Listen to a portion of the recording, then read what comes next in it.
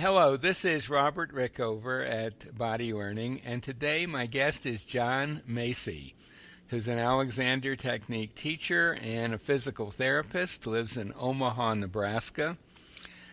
John and I have been colleagues for a great many years. We work together from time to time, and John recently I'll tell a story in a second, but we're going to talk today about a little project that John did while on vacation, I think mainly in Austria. Is that right, John? Yeah, You that know, was where I was most of the time. yeah, I mean, most people, when they go on vacation, they might take a couple of books with them, maybe a novel or a bit of history. But John chose to take the four books of F. Matthias Alexander and read them cover to cover. And I guess the first question, John, is what prompted you to do that? Well, let me clarify. I only read two of the books in Austria. I got one done before I left and one as soon as I returned. Okay. I had been asked to write part of a chapter for a physical therapy text for PT students on the Alexander technique about a year and a half ago. And long story short is deadline's coming up. And I really think that if somebody's going to write something, they should go back to the source documents. So that's what motivated me to go back and read them all through in a very short period in order to see what Alexander had said. Mhm. I had read bits and pieces of them in the last 20 years. I had read them all through before, Mm-hmm. but I had never sat down and read them in a concentrated one time through one after another Mm-hmm. like that since, so it's probably been 25 years since I did that. And did you start with Man's Supreme Inheritance and go through sequentially? No, I didn't. I actually started with the universal constant in living, Mm-hmm. and I followed that with constructive conscious control of the individual, then the use of the self, and I finished with man's supreme inheritance. Mm-hmm. No particular reason except that that's just the order that I picked them up off my desk. Okay. I myself read through all of Alexander's four books many years ago. My strategy was to spend about 15 minutes a day, and I would read as far as I could get in that. And if I felt I understood what I'd read, I'd move on. But if I thought there was anything that was confusing, I'd just come back the next day and read it over again. And sometimes I would read a section 7 or 8 times, usually once, sometimes twice. And I did find it a pretty amazing experience to do that. What is it that would you say you got out of that in particular? I think I got two things out of it. One was having a much better sense of where in history he was writing the individual books, Mm-hmm. how much was going on in the culture around him before the First World War and then between and into the Second World War as he was writing these. So the cultural milieu that he was presenting his ideas to and in, and how that influenced him. The other thing I got out of it, however, was how much of a scientist he really was about what he was doing. Mm-hmm. He was doing just real science. He was observing, making a hypothesis, running the experiment, and doing it again and again and again and again, Mm-hmm. and sticking with that. Mm-hmm. And that's a trait that I think is lost a lot in the world anymore. People talk about scientists in very specific terms like they're special people, but it's really people who use the scientific method are scientists. And I was very struck that that's exactly what Alexander was doing, Mm-hmm. except that he was doing it with himself as a model. That's what Right. he was observing. It's one of the trickiest type of experiment to run is one where you are the experimenter and the experimentee at the same time. Hmm. It is interesting that John Dewey made a point of saying in the introduction to one of Alexander's books that Alexander, basically the same thing you said, that Alexander was a true scientist. Hmm. He was running experiments and checking it out. And I think, another thing about that is that approach to working on oneself or with oneself that can be the basis of an awful lot of Alexander technique teaching today. I agree. Yeah, I mean, I have my students run experiments constantly. I try to get them into that mode of, well, let's try this, see what happens. And maybe it'll be useful and maybe not. It doesn't really matter. You'll find out something useful either way. Well, I think to me, that is what the technique Mm-hmm. is learning how to have that attitude of, what am I doing that's not getting me what I want? Mm-hmm. How can I consciously make a change in it? And that requires just applying this kind of methodology to stand back and say, what am I doing? What can I change? Does that get me more to it? And am I doing it consciously? The whole discovery of primary control and those other components are part of it. Mm-hmm. But I think at heart, the technique part of the technique is that way of thinking that underlies it. Yeah, absolutely, absolutely. And to get back to the first point you made, that reading the books gave you an insight into his audience, as it were, what the times.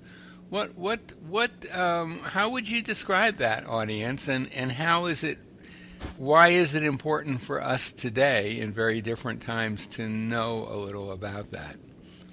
I think it's important because his audience he was at a period, particularly at the beginning of the 20th century, where, quote, physical culture, unquote, was very popular. Mm-hmm. Exercises, breathing programs, diets, a lot of the stuff that we saw again in the 80s and 90s, from the exercise crazes to new diets and such, was happening back then also. Mm-hmm. Mm-hmm. And so you have to remember, this was also a period where they didn't have antibiotics. Mm-hmm. People died of a lot of respiratory diseases. Mm-hmm. And the only thing they could really offer them was exercises to improve their respiratory system, which is part of where Alexander got his start. Or ship them off to a sanatorium. That was part of it also. Yeah. So he had a great motivation for improving people's function writ large, because there wasn't a lot to offer people with a lot of different diseases except making your organism as strong as possible to get your immune system to work to keep you alive. Mm-hmm. Mm-hmm. And so he had that audience of people who were looking for ways to be healthy in a general sense because their lives depended on it. But it was also a period where you had a lot of new things going on. Psychotherapy, psychoanalysis was really coming to the fore.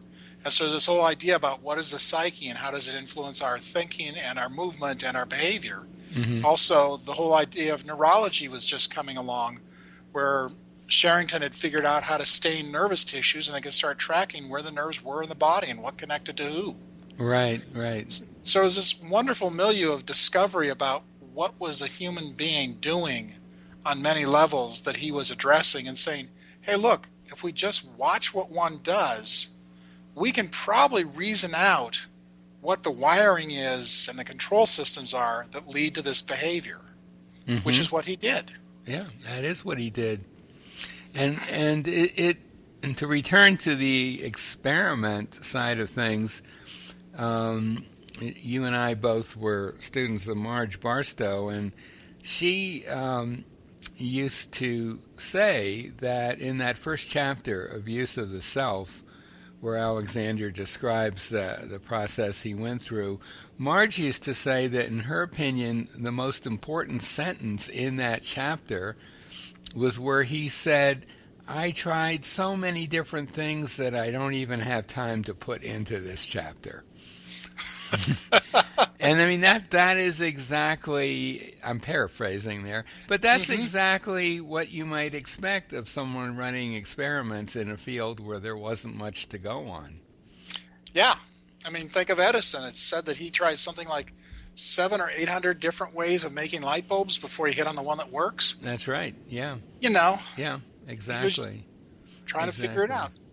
The other thing I'm wondering, I know when I read Alexander's books years ago, the thing that struck me is there's a lot of weird stuff in there. There's a lot of stuff that's probably forgettable, but there are just gems of wisdom tucked away in the oddest places in that book. You'll be reading along and suddenly there'll be a sentence or a paragraph that just says something absolutely brilliantly about human beings and how we function. Mm-hmm. And so I think if for no other reason, that would be a very good reason for reading Alexander's books. Would you? I assume you would recommend Alexander teachers read them through. Serious students read the books through. I would, especially teachers, because I can say for myself that now that I've got this many years of teaching under my belt, I have a much greater appreciation of when he's really talking about the technique and when he's trying to sell and convince people that this technique is useful. Right, really, right. And both tracks are going on in every book. Exactly. Yeah, both tracks are going on, and it's good to be clear about that as you're reading his books, right? And what would you say for someone who hasn't had lessons but just wants to learn more about the technique? Would you recommend they read Alexander's books? I recommend that to everybody who asks me about Alexander technique lessons, particularly the use of the self, which has my favorite line in all of his books, where he says, "Anybody can do what I did if they do what I did." Yeah, right. And I tell students or prospective students, if you are interested in the technique, look through, read part of the use of the self, see what it is, so that when you go to any teacher, you can assess, are they doing this? Is this what I'm after? And the this that you're referring to being the basic approach to things, not necessarily specific procedures of teaching. That's correct. It's about, are they addressing these ideas and giving you tools? Because Alexander, in several of the books, I think the last three, each of them, I believe, has at some point where he talks about, I had to use every trick that I knew, or it was a matter of pedagogy, but I won't talk about what I did because that doesn't matter. This is the idea that I have to get across as a teacher. Right. And that separates the pedagogy from the concepts. Yeah, absolutely. Yeah. And he also says that in one of his books, he refers to the teacher's art. And the idea being that some teachers will be better, would approach a particular student one way, another teacher might have a very different way, because the teachers are different people and they have different strengths and weaknesses. And I think as far as Alexander was concerned, that's just the lay of the land. I mean, you're not going to have a standardized teaching process. You're going to have people who've gone through what Alexander went through, at least to some extent, and are now trying to help others on that same path. Yes, and again, if he was as good as observing people as I contend he was, then he certainly knew that there were these kind of differences in how people would teach and approach and what they see. That's the reality. Yeah, and I think he I wonder if that isn't part of why he was reluctant for so long to have a formal training course. I don't know. I don't either. I don't know if my suspicion is that because I believe it's at